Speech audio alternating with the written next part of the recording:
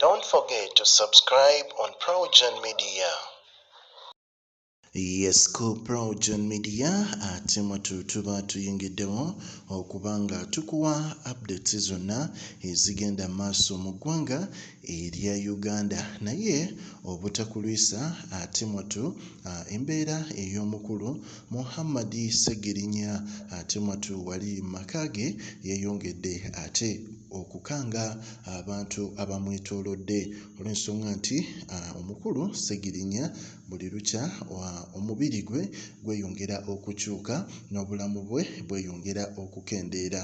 Ssegirinya ono emabegakaawo yatuwadde essuubi n'atulaga nti musajja waffe akomyewo oluvannyuma lw'okuvaayo n'agamba bannayuganda nti bannange kituufu kiri nti ngenda kwesimbawo nkomawo ekisanja kimu kyokka mpeereza abantu bange kubanga kino abasajja bampa obutwa ne bannemesa okuba nga mbaweereza.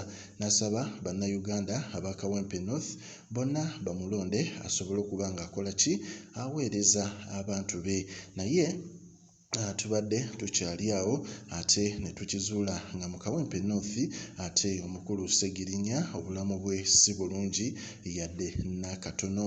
Abantu abasinga beebuuza ddagala ki butwa kika ki bwe bakuba omukulu ono Ssegirinya kuba buli omu yatuuka nga ne woba wali toyagala Ssegirinya wabula mwatu osobola okuba nga oyuwawo omubiri n'omusabira ku ssaala olw'ensonga nti ye yali omwagalwa w'abangi ng'oggyeko ate eyakwata ekisooka pulezidenti w'abantu Bobi Wine. Ssegirinya ono yayagalwa nnyo abantu era nga nakati bakyamwagala naye embeera ye buli lukya eyongera okubakaabya amaziga.